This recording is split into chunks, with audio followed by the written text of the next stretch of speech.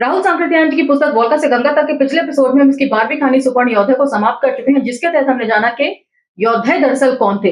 वे यवन जो खुद को योद्धा ब्राह्मण कहलाते थे और भारतीय ब्राह्मणों से ज्यादा शुद्ध आर्य अपने आप को कहलवाना पसंद करते थे। साथ ही हमने जाना कि चर्मण नदी आज की चंबल का उद्भव कहां से हुआ है और सुपर्ण किस तरीके से कालिदास के ऊपर आरोप लगाता है कि रघुवंश और कुमार संभव जैसे महाकाव्य लिखने के लिए उसने चंद्रगुप्त विक्रमादित्य सहित उसके बेटे कुमार गुप्त की चरण वंदना की है, चाटुकारिता की है, जिसे कालिदास सहर्ष स्वीकार करते हुए कहता है कि यदि वे ऐसा नहीं करता तो सुरा और सुंदरी से वंचित रह जाता और गुरु वशिष्ठ और विश्वामित्र ने भी सुरा और सुंदरी के लिए ही अपने युग के राजाओं की चरण वंदना की है।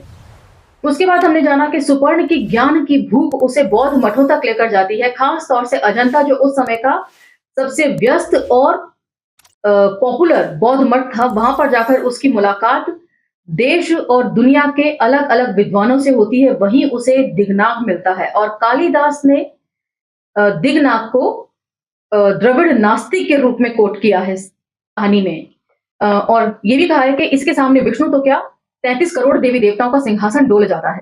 दिगनाग के साथ हुई सुपर्ण की मुलाकात में दिगनाग उसे बताता है कि किस तरीके से सारा डिस्कोर्स जो है वो ब्राह्मणों और बौद्धों के बीच उलझा हुआ है। ब्राह्मण बौद्धों को अपना सबसे जबरदस्त शत्रु मानते हैं।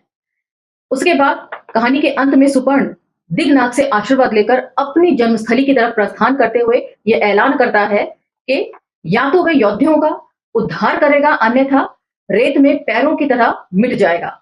यहाँ तक तो हमने पिछले एपिसोड में चर्चा कर ली थी। अब हम चर्चा को यहाँ से आगे लेकर चलेंगे और इसकी 13वीं कहानी की तरफ बढ़ेंगे। तो चलिए मेरे साथ। जय भीम, मैं शालिनी और आप देख रहे हैं अंबेडकर नामा।